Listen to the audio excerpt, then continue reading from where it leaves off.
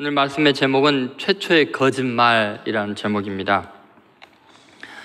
여러분 습관적으로 거짓말하게 되는 그 아이들의 모습을 볼 수가 있습니다. 아이가 이제 3살이 되면 늘어나는 것이 한 가지 있는데 그것이 거짓말이라고 합니다. 이 3살부터 하는 거짓말은 물론 이제 부모의 관심을 끌기 위한 거짓말입니다. 악의적인 거짓말이 아니에요. 근데 5살 이상부터 하는 거짓말은 자기의 잘못을 숨기려고 이제 아주 본격적이고 의도적인 거짓말을 한다고 합니다. 워터루 대학교 한 연구팀에 의하면 도대체 애들이 얼마나 자주 거짓말을 하는가 이거를 이제 연구를 했습니다. 4살 아동은 무려 2시간에 한 번씩 거짓말을 한다고 합니다. 6살은 90분 정도 지나면 또 한 번씩 거짓말을 한다고 합니다. 그리고 이제 6살에서 10살이 되면 거짓말이 이제 엄청나게 늘어나기 시작한답니다. 그런데 10살이 딱 넘으면서부터 거짓말이 현저하게 좀 줄어든다고 합니다. 왜냐하면 거짓말하고 나면은 굉장히 힘든 일이 생기는구나 이걸 이제 알면서 거짓말을 스스로 조금씩 자제하기 시작하는데 역시 계속해서 이제 거짓말이 늘어나기 시작합니다. 여러분 우리는 하루에 몇 번씩이나 거짓말을 할까요? 여러분은 이런 질문을 받으면 하루에 몇 번 정도라고 이야기하나요? 하루에 한 2번, 3번 하시나요? 전혀 거짓말 안 하시나요? 미국 캘리포니아 대학의 폴 에크먼 교수가 아주 소형 마이크를 20명에게 장착하게 해서 하루에 거짓말을 일반적으로 몇 번이나 하는지를 조사를 했습니다. 자, 사소한 것, 의례적인 것, 여러 가지 거짓말을 포함해서 하루에 인간이 몇 번 정도 보통 거짓말을 할까요? 몇 번 정도 할 것 같아요? 200번 한답니다, 하루에. 나중에 이걸 보니까 7분에 한 번씩 거짓말 하는 거예요. 그러니까 어른이 됐다고 해서 거짓말을 자제하거나 조심하는 게 아니에요. 물론 여러분이 이렇게 충격을 받는 이유는 어떻게 인간들이 그러냐라는 표정일 수도 있죠. 그러나 우리들의 모습이 그렇습니다. 예를 들어 로버트 펠트만 사회심리학 교수가 이야기한 것 중에 보면은 이제 거짓말이 아주 일상화되고 상용화된 관용구가 된 경우들이 참 많다는 거죠. 예를 들면 몸이 너무 아파 출근 못했습니다. 컴퓨터가 다운되는 바람에 자료를 다 날려서 제출을 못했습니다. 또 뭐 그 밖에도 너무너무나 많습니다. 너 예뻐졌다 야 무슨 화장품 쓰니? 이거 다 거짓말이라고 하고요. 그 다음에 차가 막혀 늦었습니다. 야, 좀 일찍 나올 것이지. 그 다음에 주문한 음식 출발했습니다. 이런 것도 다 거짓말이라는 거죠. 근데 우리 고전적인 뭐 거짓말은 여러분이 아시죠? 처녀들이 나 절대 시집 안 갈 거야 라는 것과 노인들이 나 빨리 죽었으면 좋겠다 이런 말. 그 다음에 장사하는 사람들이 이거 믿지고 파는 겁니다. 절대로 믿을 수 없다는 거죠. 여러분 우리들은요 생각보다 많이 거짓에 노출이 되어 있습니다. 내가 생각하는 내 자신이요 훨씬 더 이 거짓이라는 세균 덩어리에 완전히 감싸여져 있는 그런 존재라는 거죠. 나는 안 그럴 것 같은데 왜 내가 이 모양이 됐을까? 원래부터 그런 인간이에요. 특별한 게 아니라 이게 바로 아담과 하와의 자손이기 때문에 그렇습니다. 마귀, 뱀을, 옛뱀을 자기 아비라고 생각하고 따라다니는 그 결과입니다. 그래서 요한복음 8장 44절 전으로 보면은 이런 말씀이 있습니다. 한번 같이 읽어보겠습니다. 너희는 너희 아비 마귀에게서 났으니 너희 아비의 욕심대로 너희도 행하고자 하느니라. 그는 처음부터 살인한 자요 진리가 그 속에 없으므로 진리에 서지 못하고 거짓을 말할 때마다 제 것으로 말하나니 이는 그가 거짓말장이요 거짓의 아비가 되었습니다. 유대인 종교 지도자들에게 예수님이 하신 말씀입니다. 가장 경건하게 살고 거룩하게 사는 사람들을 향해서 하시는 말씀이에요. 너희는 네 아비 마귀의 일을 니네도 행한다. 자식이니까 아버지 닮아가지. 마귀는 자기 것으로 거짓말을 한다는 거예요. 제 것으로 한다는 거예요. 마귀는 체질적으로 거짓말하는 게 몸에 배어 있는 거예요. 나오는 말이 다 거짓말이라는 거죠. 여러분, 귀신의 말들, 용한 점장이의 말들, 귀신의 영을 통해서 하는 말들은 전부 다 거짓말입니다. 정확하고 사실을 이야기해도 그건 거짓말입니다. 여러분은 점쟁이의 말에 마음이 쏠립니까? 목사의 말에 마음이 쏠립니까? 그 미소는 어떤 의미가 있는 겁니까? 여러분, 거짓 영의 말들은 전부 다 파괴하는 말들입니다. 악한 말들이고 거짓말들입니다. 자, 이것은 그 옛뱀, 사탄이 거짓말하는 것을 보면, 오늘 첫 거짓말을 보면 이 거짓말의 아주 근원적인 문제가 뭔지, 얼마나 거짓말이 교묘한지를 알 수 있습니다. 자, 이 뱀의 한 말을 하나하나 우리가 분석해 보려고 합니다. 이 뱀의 한 말, 특별히 4절과 5절 말을 한번 보시죠. 같이 읽어보겠습니다. 뱀이 여자에게 이르되 너희가 결코 죽지 아니하리라. 너희가 그것을 먹는 날에는 너희 눈이 밝아져 하나님과 같이 되어 선악을 알 줄 하나님이 아심이니라. 선악과를 먹어도 뱀의 말대로 죽지 않았죠. 바로 죽지 않았어요. 그리고 눈이 밝아졌다 이런 표현이 나오는데 7절에 보면 그 표현이 그렇게 나와요. 그들의 눈이 밝아져 벌거벗은 줄 알고 이렇게 나오잖아요. 그들이 하나님 같이 되어서 자기네들 마음대로 살게 되죠. 자기네 원하는 대로 살게 됩니다. 그리고 선악을 알 줄, 그래서 뭐 정확하게 사실 규명을 해 나갈 줄 아는 그런 사람이 되는 것 같습니다. 여러분, 특히 5절의 말 여러분 익숙하게 들었잖아요. 어때요? 이 사탄의 말대로 됐습니까? 안 됐습니까? 이 말은 거짓말입니까? 진심입니까? 선악을 알게 하는 나무의 열매를 먹으면 그것을 너희가 먹는 날에는 어때요? 눈이 밝아졌어요? 하나님과 같이 돼요. 선악을 알 줄을 하나님이 아심이니라. 여러분, 이거 맞는 말입니까? 틀린 말입니까? 대답을 안 해요. 아까 제가 이야기했잖아요. 마귀 말은 무조건 내가 뭐라고요? 거짓말이라고요. 근데 그 거짓인 것을 제가 밝힐 테니까 한번 보시기 바랍니다. 첫 번째는 이 뱀의 거짓말, 옛뱀의 거짓말은 시각에 관련된 것입니다. 눈이 밝아져라고 말하죠. 선악을 알게 하는 나무의 열매를 먹으면 눈이 밝아질 거라는데, 이 밝아진다는 말의 원어는 열릴 거라는 말입니다. 눈이 열릴 거다. 여러분, 정말 눈이 열리는 걸까요? 눈이 정말 밝아졌을까요? 문자적으로는 맞는 말인 것 같습니다. 그래서 7절에도 보면 정말로 눈이 밝아져 이렇게 표현이 나오죠. 그런데 그 7절에 보면은 밝아벗은 것을 자기네들이 알고 깨닫게 되는 거죠. 눈이 밝아져 자기들이 벗은 줄을 알고 뭐가 나면 잎을 엮어 치마로 만들게 되죠. 여러분, 정말 눈이 밝아져서 이제 부끄러운 줄도 알게 되는 이제 그런 모습인데요. 원래 아담의 시각은 어땠을까? 그러면은 예를 들어 창세기 2장 23절에 보면은 아담이 이제 하와를 보고 하는 말이죠. 한번 같이 읽겠습니다.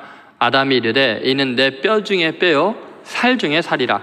이것을 남자에게서 취하였은즉 여자라 부르리라 하니라. 여러분, 이 말을 보면요, 내 뼈 중에 뼈요 살 중에 살이라 라고 하와를 보자마자 이야기했어요. 맞는 말이에요? 틀린 말이에요? 정확한 표현이었죠. 왜요? 아담의 갈비뼈를 취해서 하와를 만들었으니까 그걸 보고 내 뼈 중에 뼈요 살 중에 살이라. 이 말은 무슨 말이에요? 물리적으로 너랑 나랑은 완전히 똑같다. 너는 나이고 나는 너다. 구별을 안 가는 거죠. 맞는 말이에요? 틀린 말이에요? 맞는 말이죠. 부부관계인데. 근데 여러분, 이 말은 가장 깊은 사랑의 고백이기도 하죠.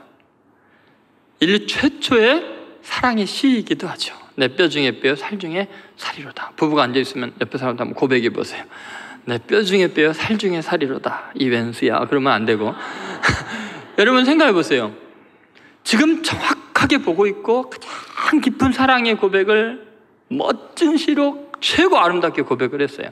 근데 이렇게 말했던 남자가요, 선악을 알게 하는 나무의 열매를 먹고 어떻게 바뀌는 걸 한번 생각해 보세요. 자, 12절 보세요. 12절 같이 있습니다.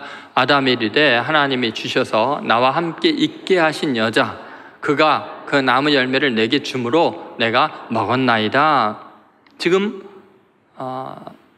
분리하고 있죠. 나와 그녀로 분리하고 있고 그 여자가 주어서 내가 먹었습니다 라고 말하죠. 그녀의 행동을 나의 행동으로 이야기하지 않죠. 분리를 하죠. 여러분, 이렇게 남남처럼 바라보기 시작합니다. 아내를 이렇게 보면 안 되죠. 그랬는데 그 증상이 이렇게 나타난 거예요. 창세기 3장 7절에 보면 이 밝아졌다, 눈이 열렸다는 게 어떤 의미인지를 알 수 있습니다. 자, 3장 7절을 한번 보시죠.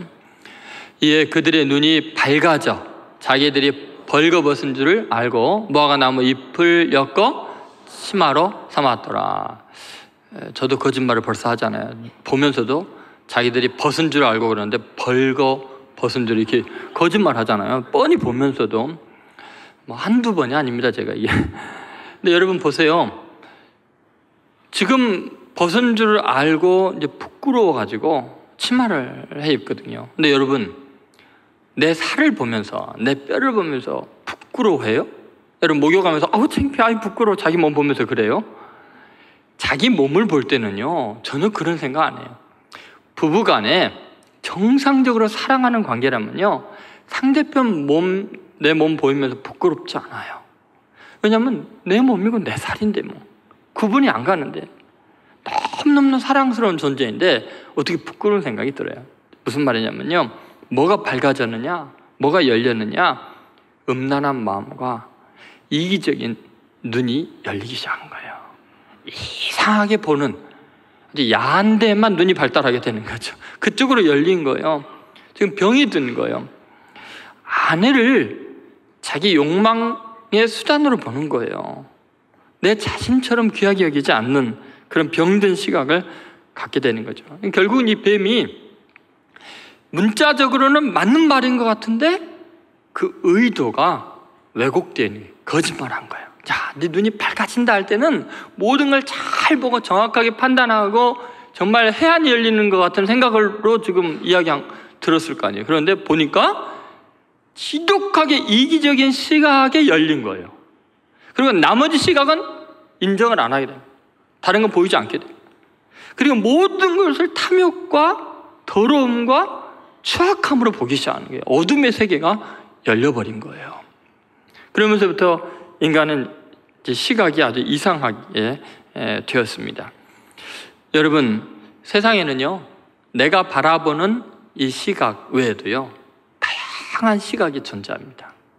그런데 이렇게 죄악에 완전히 절여 있을 때의 그 특징이 뭐냐면요, 내가 보는 것만이 모든 거라고 생각하고 내 눈이 가장 밝다고 생각하고 다른 사람들은 왜 못 보는지 모르겠다고 생각하는 거예요. 철저하게 이기적이고 자기 중심적으로 보면서 나머지 것들은 전혀 고려하지 않아요. 그러니까 이런 이기적인 시각이 딱 열리는 순간 다른 모든 견해들은 차단이 되고요, 자기 속에 갇히게 되는 거죠. 그러니까 눈이 사실은 열리는 게 아니라 한쪽으로 왜곡되고 있는 거죠. 이게 심각한 상태가 됩니다. 여러분, 어리석고 미련한 죄인들의 특징이 뭐냐면요, 자기 생각, 자기 시각 외에는 나머지의 가능성을 일체 인정하지 않습니다. 대화도 되지 않습니다. 왜냐하면 철저하게 자기 눈이 밝다고 생각하니까. 그런데도 자기 입장에서밖에는 보지를 못합니다. 굉장히 똑똑한 것 같습니다. 그러나 자기 감옥에 갇혀서 세상 밖에 다양한 차원의 멋진 세계를 보지 못합니다. 그래서 여러분, 우리가 꼭 기억해야 될 것은 내 시각은 이 자기중심적으로 함몰되어 있다는 것을 일단 인정을 해야 돼요. 편협하다는 걸 인정해야 돼요. 그래서 하나님의 말씀을 듣고 그 말씀에 아멘하고 내 생각과 달라도 그 말씀이 옳습니다 라는 생각을 가져야 되는 거죠. 그럴 때 기발하고 창의적인 놀라운 하나님의 시각, 다양하고 다채로운 멋진 그런 세계가 보이게 되는 거죠. 예를 들면 요셉을 한번 보세요. 요셉이 어렸을 때는요, 굉장히 자기중심적이었습니다. 그래서 형들이 조금만 잘못하면요, 고자질했어요. 형들의 입장은 하나도 생각하지 않고 그렇게 색동옷 입고 귀공자처럼 새침대기로 지 잘난 맛에 살았어요. 그러다가 형들의 증오심을 사게 되고 노예로 팔리게 되고 죽음의 위협 앞에서 고통 속에서 하나님만 바라보게 되죠. 하나님 없이는 못 사는 사람이 되죠. 의자리가 하나님밖에 없다 보니까 하나님과 깊은 교조서에 그래서 새로운 시각을 갖게 됩니다. 하나님의 시선으로 자기 삶을 보고 형제들을 보기 시작해요. 그러다가 감옥에도 갇히고 고통을 겪지만 하나님의 시선을 늘 의식하죠. 여호와 앞에서 어찌 득죄하리까.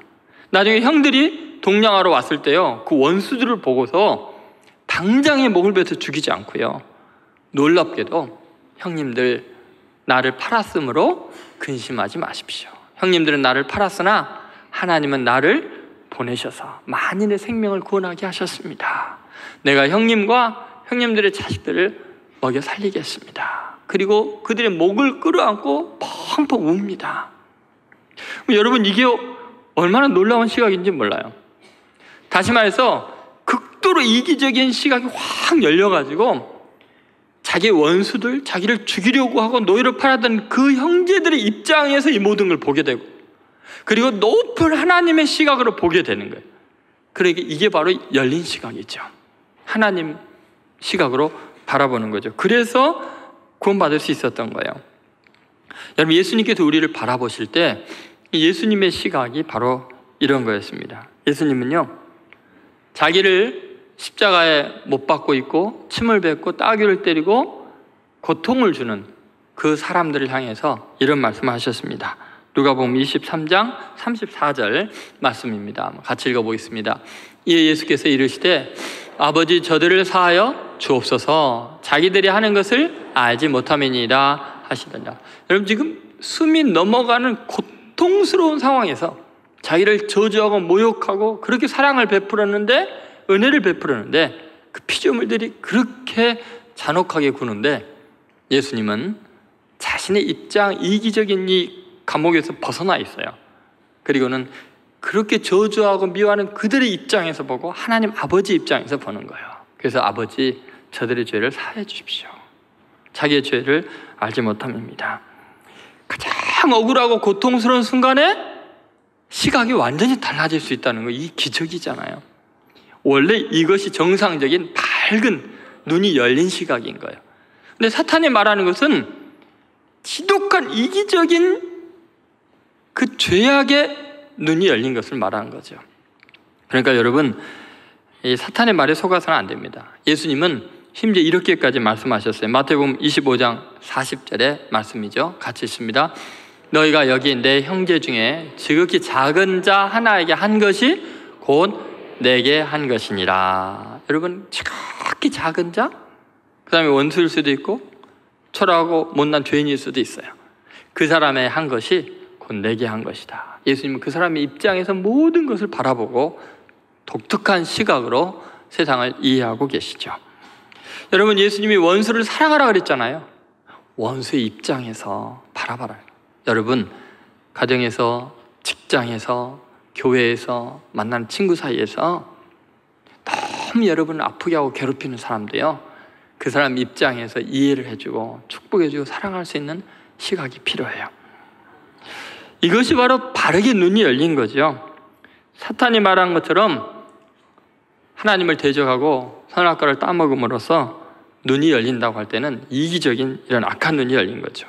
여러분, 그러니까 사탄의 거짓말에 속아서는 안 됩니다. 여러분, 눈이 지금 밝다고 착각하면 안 돼요. 하나님, 이 이기적으로 갇혀있는 이 눈에서 나를 자유케 해 주옵소서. 늘 기도하는 마음으로 하나님께 나아가시기를 주의 이름으로 소원합니다. 두 번째, 이 사탄의 거짓말은 영성에 관련되어 있습니다. 영성적인 측면에서 거짓말을 하고 있는데요, 하나님과 같이 되어라고 이야기를 하고 있죠. 하나님과 같이 돼요. 자, 8절을 보시면 진짜 이게 하나님과 같이 되었는가 알 수 있어요. 자, 8절 같이 읽어보겠습니다. 그들이 그날 바람이 불 때 동산에 거니시는 여호와 하나님의 소리를 듣고 아담과 그의 아내가 여호와 하나님의 낯을 피하여 동산 나무 사이에 숨은지라. 자, 목소리만 듣고도 어떻게 했어요? 어떤 반응을 했어요? 하나님의 낯을 피하여 숨었어요. 하나님과 같이 된다는 말은 새빨간 거짓말이었어요. 하나님의 소리만 들어도 벌벌 떨 정도로 초라해졌어요. 얼마나 더 심각한 상태가 되었는가? 10절을 보시죠. 10절 같이 있습니다. 이르되 내가 동산에서 하나님의 소리를 듣고 내가 벗었으므로 두려워하여 숨었나이다. 두려워해요. 하나님을 두려워하는 존재, 겁을 내고 있잖아요. 하나님과 같아지는 게 아니라 하나님에 대해서 무서워하고 있잖아요. 그러니까 이런 걸 보면요, 사탄의 말은 거짓말이었어요. 여러분, 우리 인간은 하나님의 형상대로 지음받은 존재예요. 하나님을 닮아가야죠. 하나님을 가까이 하고 하나님과 대화하고 깊은 교제 가운데 있도록 지어진 존재인데, 사탄의 말을 믿고 사탄을 따르다 보니까 이렇게까지 초라해진 거예요. 하나님이 무서운 존재가 돼버린 거죠. 여러분, 하나님과 같이 되리라 이런 말은요, 피조물이 들어서도 안 되고 생각도 말아야 돼요. 어떻게 피조물이 창조주와 같아집니까? 이것은 있을 수 없는 불경한 표현이죠. 하나님은 영원히 홀로 유일하신, 완전하신 분입니다. 우리는 죄인 중에 괴수에 불과합니다. 그렇기 때문에 하나님 앞에서 자신을 낮춰야지 하나님과 같아지리라, 그것은 상상도 하지 마세요. 여러분 보세요. 모든 종교가 선과 덕을 추구하고 그런 것 같으면서도요, 결국은 이 사탄의 미끼에 걸려들고 이걸 추종하고 있잖아요. 열심히 고행을 하고 덕을 쌓고 또 진리를 깨달으면 신이 된다고 하잖아요. 그렇죠? 하나님과 같아진다고 하잖아요. 이게 문제예요. 여러분, 예수님은 오히려 그렇게 하지 않았어요. 일반적으로 모든 세상의 종교와 철학은 신과 같아지는 것이 영성이고 뛰어나고 성공적인 인생이라고 생각하는데, 예수님은 반대였어요. 예수님의 영성은 오히려 자기를 비우고 낮추고 사람과 같아지는 거였어요.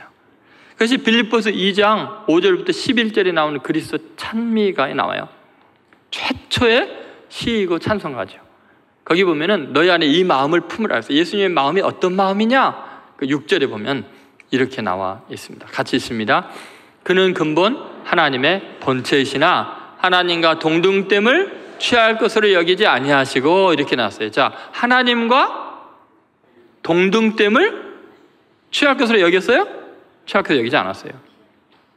이 무슨 말이에요? 아까 사탄은 뭐라고 해서 하나님과 같아지리라, 이것이 인생의 성공으로 이야기하는데, 예수님 뭐예요? 하나님과 동등됨을 취할 것으로 여기지 않았어요. 그분은 원래 하나님의 본체인데도 하나님의 본체의 특징은 뭐냐? 자기를 비워 종의 형체를 가져 사람과 같아지는 임마누엘이었죠. 그래서 7절에 보니까 이렇게 이야기하죠. 같이 있습니다. 오히려 자기를 비워 종의 형체를 가지사 사람들과 같이 되셨고. 여러분, 여기에 영성의 본질이 있어요. 사탄의 영성은 하나님과 같이 되고 하나님만큼 거룩해지고 하나님만큼 완전해지고 막 이런 식으로 생각하는 거예요. 그래서 굉장히 특별한 존재로, 보통 인간과 다른 존재로, 하나님과 같은 존재로, 그것이 영성이 깊고 경건하다고 생각을 해요. 예수님은 어떻게 했어요? 하나님과 같은 분이 어떻게 해요? 자기를 비우고 종의 형체를 가져서 사람과 같아지는 것이 영성이에요. 여러분, 기독교적인 영성, 예수님을 닮은 거, 하나님을 닮은 건 뭐냐면, 나와 다른 사람들, 나보다 천하고 보잘것없는 사람들과 내가 마음을 같이 하고 그들을 이해해주고 그들의 자리로 내려가고 그들을 품어주고 그들을 내 자신처럼 생각하는 게 영성이라는 거예요. 그게 거룩이라는 거예요. 저 인간과 나는 달라지는 것이 거룩이 아니라는 거예요. 그게 바리새인과 서기관, 예수님 당시에 잘못한 거였어요. 하나님과 같아지려고 하고 어떨 때는 하나님보다 더 거룩해지려고 하고. 그래서 우리가 지난주에 봤잖아요. 하와가 먹지도 말고 뭐요? 만지지도 말라고 했다고. 하나님 먹지 말라고 했는데 하나님보다 더 거룩해지려고 그러잖아요. 이게 영성이 아니에요. 사탄의 영성이에요. 그래서 여러분, 기독교적인 영성은요, 보세요. 성 프란체스코든지 주기철 목사님, 손양원 목사님 다 어떻게 해요? 나보다 보잘것없고 천한 사람하고 같아지고 낮아지는 것이 영성이고 거룩이라는 거예요. 근데 기독교가 유교화되고 불교화되고 이슬람화될 때 일어나는 현상이 뭐냐? 겉은 기독교인데 예배는 드리는데 추구하는 게 똑같다니까. 하나님 같아지려고 한다니까요. 높아지려고 한다니까요. 이건 기독교적인 영성이 아니에요. 이 사탄의 영성이에요. 예수님의 영성은 그렇지가 않잖아요. 여러분, 얼마나 영성이 깊으냐는 얼마나 자기를 낮추고 얼마나 다른 사람과 같아지고 이해해주고 배려하느냐, 이게 중요해요. 다른 사람과 나는 구별되고 다르다라고 생각하는 순간 사탄의 그 가치관에 속고 있는 거죠. 영성에 대해서 지금 거짓의 가치에 완전히 전 세계 모든 사람들이, 모든 종교가, 모든 철학이 속고 있는 거죠. 이 뱀의 말에 고스란히 속고 있는 거죠. 결국은 자기 결정권을 가지고 내 마음대로 내가 원하는 대로 사는 것이 성공이라고 생각하죠. 이 다 하나님과 같아지려는 거 아니에요? 여러분, 인간은 그러면 망해요. 그러면 지옥이 돼요. 왜요? 여러분 생각해보세요. 꼬마아이가 조그만 장난감 비행기 타고 신나게 놀다가 진짜 비행기를 자기가 몰겠다고 하면요, 다 죽어요. 우리 인간은요, 피조물이에요. 죄인이에요. 아는 것도 없어요. 그래서 하나님 같이 되면은 그 지옥이 되는 거예요. 여러분 가정에서, 직장에서요, 하나님 같이 데리고 가지 마세요. 내가 만들지도 않았고 내가 알지도 못하는 사람들의 인생에 대해서 이래라 저래라 말하고 옳다 그러다 말하고 참견하고 내 뜻대로 내가 원하는 대로 말하거나 행동하지 않을 때 못 견디는 것, 하나님과 같아지려 이미 그런 의식에 젖어 있는 거죠. 그래서 내 통제 안에 들어오지 않으면 막 속이 부글부글하고 내 뜻대로 내 의견이 관철되지 않고 받아들이지 않으면 못 살겠고, 이거 다 지금 사탄의 잘못된 계략에 섞고 있는 거예요. 불행하다고 생각하는 거 잘못된 거 이거. 여러분, 꼭 내 뜻대로 내가 판단한 대로 돼야만 속이 시원하면요, 그 사탄, 귀신의 영성에 섞고 있는 거예요. 내 뜻이 관철이 안 돼도, 무시당해도, 하나님께서 섭리하셔서 저 사람을 통해서 좋은 뜻을 이루겠구나. 지금은 내가 옳은 것 같지만 저 사람을 통해서 하나님께서 놀라운 일을 이루실 거야. 하나님께 영광을 돌려야죠. 그것이 중요해요. 여러분, 내 인생 내가 마음대로 하지 못하면서 내 아내, 내 남편, 내 자식들 인생 내 뜻대로 안 된다고 화를 내요? 막 괴로워해요? 직장의 동료들? 참말이 맞습니다. 나는 내 인생도 내가 마음대로 못하는 무능하고 어리석은 자인데 다른 사람의 인생을 내가 컨트롤할 수 있다고 생각하세요? 하나님과 같아지려고 하지 마세요. 영성은 뭐냐면 그 사람의 입장이 되는 거예요. 남편의 입장이 돼보고요, 아내 입장이 되고 자식의 입장이 돼보면요, 천국이 이루어진다니까요. 그것이 진정한 의미의 행복이에요. 여러분, 때때로 우리는 주님께 마저 원망할 때가 있어요. 왜 내게 이런 일을 이루십니까? 우리는 모든 걸 다 알 수 없잖아요. 시간이 좀 지나면 이것이 얼마나 득이 될지, 해가 될지 우리는 모든 것을 다 알지 못해요. 그러니까요, 내가 너무너무 힘든 것 같고 억울한 일을 당하고 고통스러운 일을 겪는 것 같아도 하나님, 당신은 전능하시고 하나님은 지혜로우시고 나를 사랑하시니까 이거 나를 위해서 뭔가 이루신 일인 줄로 믿습니다. 다만 하나님, 너무 고통스러우니까 이 고통 좀 줄여주세요. 그리고 주님 뜻대로 하세요. 그것이 영성이에요. 그것이 깊은 신앙이에요. 그것이 하나님을 믿는 거죠. 여러분, 절대로 밧세바 신두림에 걸려서는 안 돼요. 많은 지도자들이 다윗과 같은 실수를 저지르는데 정점에 올라갔을 때 다윗이 실수한 거죠. 막강한 영향력을 통해서 모든 상황을 컨트롤할 수 있다고 생각하니까 쉽게 범죄하고 죄를 덮기 위해서 살인을 저지르고, 그래서 덮어질 줄 아는 거죠. 여러분, 모든 결과를 통제할 수 있다는 자신감, 하나님과 같이 되어 있는 상태, 그 상태가 최악의 상태예요. 영성이 제로 상태예요. 그래서 현실감을 잃게 되면 치명적인 죄를 범하고 자기 주위를, 가정을, 직장을 지옥으로 만드는 거죠. 여러분, 예수님께서 십자가에서 죄를 용서하실 때 한번 보세요. 인류의 모든 죄 문제를 해결할 때 하나님과 같이 되어서 해결했어요? 죄인과 같이 되어서 십자가 매달려 죽으셨어요. 근데 놀라운 사실은 자기 결정권이 없었어요. 예수님이 십자가에 질 걸 예언하실 때요, 인자가 사람들, 백성들에게 넘기죠. 백성들이 제사장에게 넘기고 제사장과 장로들은 이방인에 넘겨주어 인자가 고난을 받고 죽을 것이다.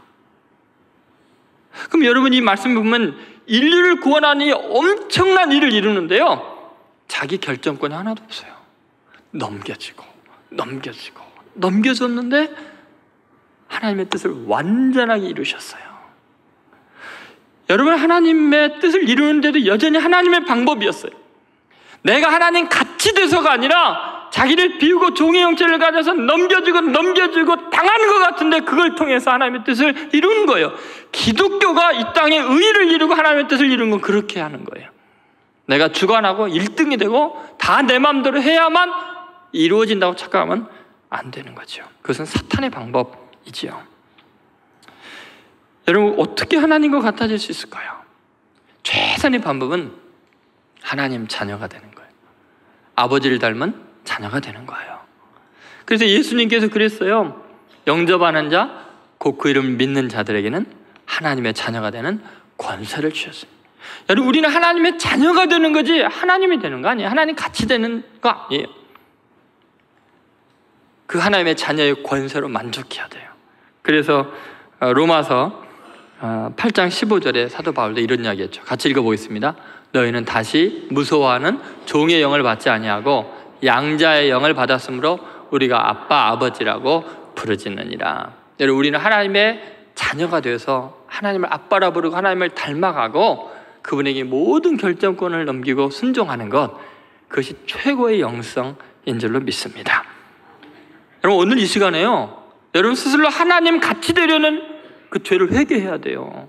여러분, 가정에서 그렇잖아요. 직장에서 친구 사이에 애인에게 여러분이 속한 단체에서 하나님이 되려고 했죠. 하나님 같이 되려고 조절하고 통제하려고 했던 거 회개하셔야 돼요. 왜냐하면 사탄에게 지금 이용당하고 있는, 자기도 모르게 그것이 성공이고 그게 보람이라고 생각하는데 철저하게 지옥으로 만드는 거예요. 오늘 이 시간에 하나님 같이 되려고 하지 마시고 하나님 자녀로, 하나님 아빠 아버지라 부르며 겸손히 예수님의 영성으로 낮아지는, 그래서 가장 거룩해지는 여러분 되시기를 주의 이름으로 소원합니다. 세 번째는 인격의 문제예요. 이 사탄의 거짓말은 인격에 관한해서 이 뒤틀린 시각을 우리에게 주지요. 뱀이 그런 말을 했어요. 선악을 알 줄을 하나님이 아심이니라. 여러분, 어떻게 생각하세요? 선악을 알게 하는 나무 열매를 먹은 다음에 선악을 알았어요, 몰랐어요? 눈이 밝아지고 선악을 하나님처럼 알게 됐어요? 여러분 생각 어때요? 하나님과 아담의 대화를 보면요, 대번에 그 수준이 나옵니다. 자, 한번 보시죠. 11절 같이 읽어보겠습니다. 11절. 이르시되 누가 너의 버섯음을 내게 일렀느냐? 내가 내게 먹지 말라 명한 그 나무 열매를 내가 먹었느냐? 여기 보면요, 하나님이 두 가지 질문하셨어요. 왜 두 가지 질문하셨을까요? 첫째 질문에 대답을 안 하니까 한참 기다리다가 두 번째 질문하신 거죠. 첫째 질문은 뭐였죠? 누가 너의 버섯음을 내게 알렸느냐? 아담이 뭐라 그래야 돼요? 대답할 때? 아무도 말 안 했는데 그냥 스스로 알게 됐어, 이래야 되는데 그 대답을 안 해요. 왜요? 그러면 뭐가 들춰지는 거예요? 선악과 따먹은 걸 알게 되니까. 그러니까 아무 말 안 하고 입 다물고 있는 거예요. 이것도 거짓말이에요. 입 다물고 있어도 거짓말이에요. 그러니까 하나님께서 눈치를 채신 거죠. 내가 내게 먹지 말라 명한 그 나무 열매를 내가 먹었느냐? 하나님 벌써 아시잖아요. 그럼 뭐라고 대답해야 돼요? 내가 먹었느냐? 하면 뭐라 그래야 돼요? 뭐라 그래야 돼요? 네, 먹었습니다. 죽을 죄를 졌습니다. 그러면 되잖아요. 그런데요, 12절에 보면요, 대답이 장황합니다. 곧 내가 먹었습니다 한마디를 맨 나중에 하고 그 앞에 잔뜩 뭐를 붙여놨어요. 자, 12절 같이 한번 읽어보겠습니다. 아담이 이르되 하나님이 주셔서 나와 함께 있게 하신 여자, 그가 그 나무 열매를 내게 주므로 내가 먹었나? 아니, 내가 먹었나? 요 말하는 게 그렇게 힘들어요? 그 앞에 뭘 더덕더덕 붙여놨을까요? 여러분, 사람이 말이 많으면요, 허물은 명키 어려워요. 거짓말이 있을 경우에 자꾸 복잡하게 이야기하는 거죠. 근데 여러분, 놀라운 사실은 아담이요, 한 말 중에 거짓말 있어요? 지금 한 말 중에 거짓말 있어요? 다 팩트만 이야기했어요. 사실만 이야기했어요. 자, 자, 아담이 이르되 하나님이 주셔서. 맞아요, 틀려요? 맞아요. 나와 함께 있게 하신 여자. 맞아요, 틀려요? 맞아요. 그가 그 나무 열매를 내게 주므로. 맞아요, 틀려요? 맞아요. 내가 먹었나이다. 맞아요. 팩트만 이야기했어요. 사실만 이야기했어요. 그런데 100% 악해요. 여러분 어떻게 생각하세요? 사실만 이야기했기 때문에 죄가 없다고 생각하세요? 더 악해요. 여러분 이단들이요, 성경 아닌 것 같고 사람들을 미혹해요?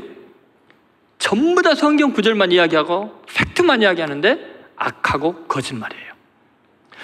여러분 주위에서 여러분이 속한 공동체를 깨뜨릴 때, 누군가가 이야기할 때 양심의 가치 하나도 안 느끼고, 사실인데요, 사실 물론 거짓말이 더 많지만 사실만 이야기해도 악할 수 있어요. 마귀의 짓을 할 수 있어요. 그래서 여러분 사실을 이야기한다고 말한다고 정당성이 확보된다고 생각하면 안 돼요. 사실 이야기하고 하나님께 저주받을 수 있어요. 그래서 조심해야 돼요. 함부로 말하면 안 돼요. 자, 그러면 여러분 보세요. 뭐가 잘못됐나? 얼마나 거짓말을, 새빨간 거짓말을 하고 있나? 사실만 이야기하고서 새빨간 거짓말을 하는 그 악함을 한번 보시기 바랍니다.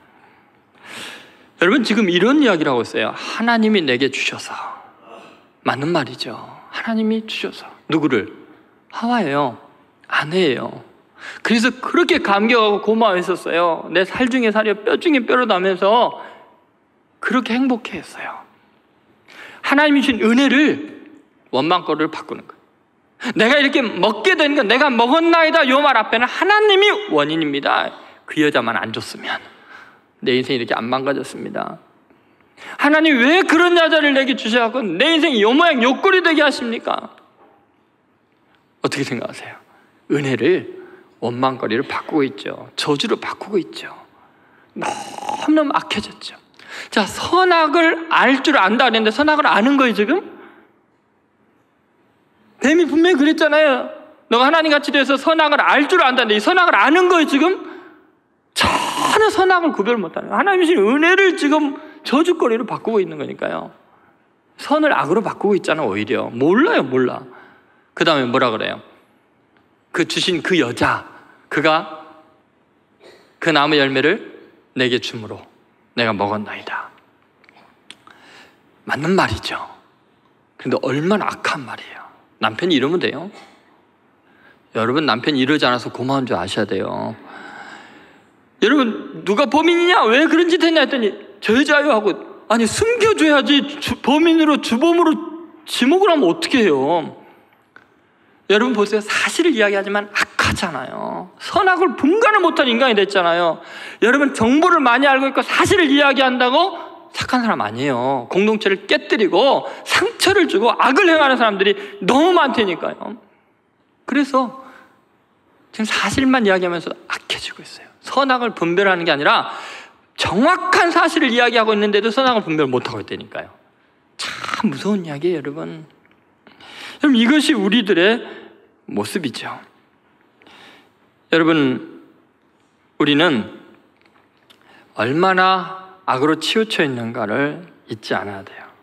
내가 선악을 분별할 수 있다고 생각하는 것 자체가 아담하고 똑같은 수준인 거예요. 뭘 분별을 해요? 팩트 알았다고요? 천만의 말씀이야. 한마디 한마디 하는 게 하나님께 상처요, 가족에게 상처요, 교우들과 이웃에게 상처투성인 말을 하고 있는 걸 왜 못 깨달아요? 왜 우리는 그걸 못 깨달을까요? 마귀의 짓을 하고 있고 마귀에 이용당하고 있는 걸 전혀 모른다는 거예요. 여러분 한국 교회가 지금 산산이 부서지고 있는 원인이 뭔지 알아요? 전부 다 이 마귀의 논리대로 놀아나는 거예요. 팩트를 말하니까. 그래서 자기는 의롭다고 생각하고 선하고 분별한다고 생각하는데 철저히 악해져 있는 거예요. 재판하는 것들도 다 그런 모습이죠. 지금 뱀에게 완전히 속고 있는데도 그걸 모르고 있습니다. 어떻게 하라는 거예요 그러면 도대체? 여러분 바울이 이런 말을 했어요. 로마서 12장 2절에 놀라운 이야기를 하고 있습니다. 같이 한번 읽어보겠습니다. 너희는 이 세대를 본받지 말고 오직 마음을 새롭게 함으로 변화를 받아 하나님의 선하시고 기뻐하시고 온전하신 뜻이 무엇인지 분별을 하도록 하라. 이 말은 무슨 말이냐면요, 로마서 1장부터 11장까지 의인은 없나니 하나도 없다. 오직 하나님의 은혜로 믿음으로만 살 수 있고 십자가의 보혈로만 살 수 있다는 이신칭의의 복음을 전하고, 우리는 다 똑같은 죄인인데 하나님의 은혜 아니면 못 산다는 이야기를 하고 그 다음에 하는 말이에요. 너희는 이 세대를 본받지 말라는 게 뭐냐면, 이 시대의 종교와 철학과 일반적인 가치관과 이 세상의 흐름이 마귀에게 속고 있다는 거예요. 그 본받으면 안 된다는 거예요. 그 기준으로 판단하면 안 된다는 거예요. 오직 마음을 새롭게 하라는 거예요. 너 지금 병들어 있다는 거예요. 지금 그런 상태로 네가 교회 봉사하고 하나님이란 당하고 크리스찬이라고 하는 거 마음 새롭게 안 하면 안 된다. 정신 차리라는 거예요. 변화를 받아야 된다는 거예요. 그렇지 않으면 죽는다는 거예요. 저주받는다는 거예요. 그 왜 그런 줄 아세요? 선악을 분별하는 것이 근본적으로 하나님의 뜻이 아니라는 거예요. 악이라는 거야. 사탄의 유혹이라는 거예요. 그것이 훌륭한 인격이고 나는 선악을 분별할 수 있다고 생각하는 것 자체가 절망의 자리로 나가는 거죠. 만약에 선악을 분별하는 걸로 하나님이 우리를 대하기 시작하면요, 우리는 완전한 절망 속에 빠집니다. 그렇죠? 우리 가운데 선한 이가 어디 있어요? 다행히 하나님이 십자가에서 독생자를 못 박여 죽게 하고 보혈을 흘려서 우리의 죄를 씻어주기 때문에 선악의 문제는 해결돼 버린 거예요. 옳고 그르냐의 문제는 보혈로 다 씻어주시고, 이제 중요한 뜻이 있는데 그게 뭐냐면 하나님의 선하시고 기뻐하시고 온전하신 뜻을 추구하라는 거예요. 여러분이 가정에 어떤 문제가 있고 직장에 문제가 있고 인간관계에 또 사랑하는 사람과 관계에서 문제가 있을 때, 교회에 문제가 있을 때 이것이 옳으냐 그르냐 누구 잘못이냐 따지면 다 죽는다는 거예요. 누가 살아남아요? 하나님이 선하게 여기는 뜻이 뭐냐는 거예요. 하나님이 보기에 기뻐하시는 일이 뭐냐는 거예요. 하나님이 보기에 온전하신 뜻이 뭐냐는 거예요. 근데 온전한 게 뭘까요? 하나님의 온전하심이 뭘까요? 예수님 말씀하신 마태복음 5장부터 7장에 보면은 너희 하늘 아버지 온전하심처럼 너희도 온전한 자가 되라 했을 때 그 온전함이 뭐냐면, 하나님은 악인과 선인에게 해와 비를 주신다는 거예요. 여러분, 만약에 악인과 선인에게 해와 비를 주신다는 것은 선악으로 구별 안 한다는 거예요. 그러면 악인은 다 죽어야 되거든요. 그럼 선인이 어디 있어요? 하나님이 온전하다는 것은 사랑이에요. 악인도 불쌍히 여기고 선인도 불쌍히 여겨서 사랑으로 돌봐주는 거예요. 그래서 온전함이라는 것은 사랑이에요. 그래서 바울이 사랑은 율법의 완성이라고 그랬어요. 다시 말해서 선악을 알게 하는 것 자체가 인격을 보장하지 못해요. 하나님이 선하시고 기뻐하시고 온전하신 뜻이 뭔가를 분별한 차원이 달라져야 돼요. 여러분, 이해하기 쉽게 이렇게 설명할게요. 청년들이 가끔가다 그래요. 수련회 같은 데 하면 질문 시간 자유롭게 주면 꼭 나오는 질문이, 목사님, 담배 피우는 것이 죄입니까 아닙니까? 성경에 담배 이야기가 없는데 어떻게 하죠? 또 어떤 사람, 목사님, 요새 회사 생활하는데 술 먹지 않을 수가 없는데요, 술 먹는 게 죄입니까 아닙니까? 이게 뭐냐, 옳습니까? 틀립니까? 선입니까? 악입니까? 이걸 질문하는 거예요. 이미 질문 자체가 병들었어요. 그건 질문거리도 안 돼요. 고민거리도 안 돼요. 왜 그런지 아세요? 기준이 그게 아니니까. 그것은 뱀이 한 말이잖아요. 왜 그걸 기준으로 모든 걸 보려고 그래요? 하나님의 말씀에 뭐라 했어요? 하나님이 선하게 여기시고 하나님이 기뻐하시고 하나님의 온전하신 뜻이 무엇인지 분별하다고 그랬지, 이게 옳으냐 그르냐 선이냐 악이냐를 분별하라고 그랬어요? 그럼 여러분 보세요. 담배 피우는 것이 하나님 보시기에 선해요? 하나님이 기뻐하시고, 우와, 너 담배 잘 피운다, 폐가 썩어가고 있구나.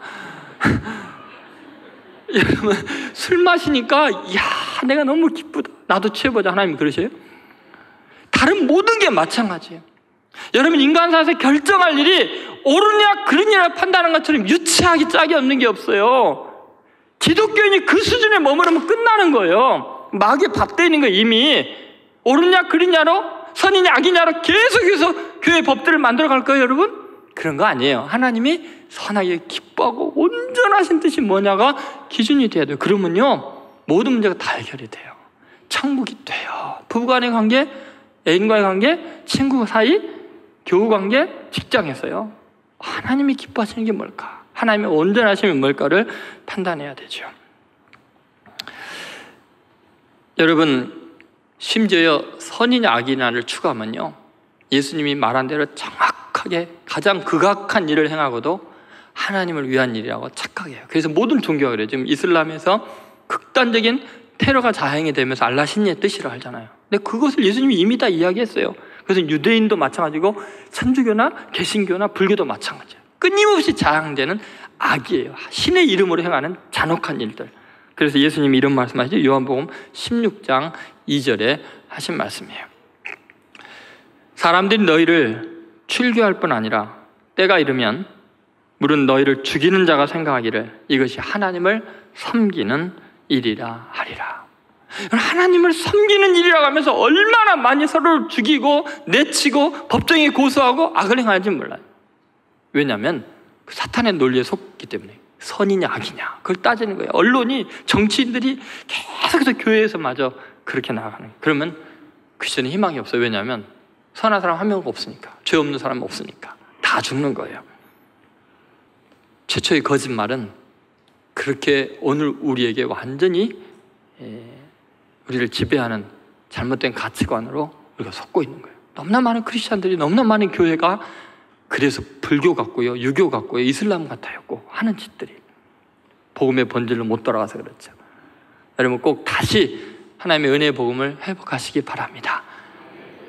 사실 이야기하면서 거짓말하고 악해지는 이 사탄의 계략에서 벗어나서 오늘부터 여러분의 가정에 하나님의 평화와 천국이 이루어지기 바랍니다. 교회와 공동체 속에 하나님이 기뻐하시는 일들, 하나님의 온전하신 뜻이 이루어지기를 주의 이름으로 축원드립니다.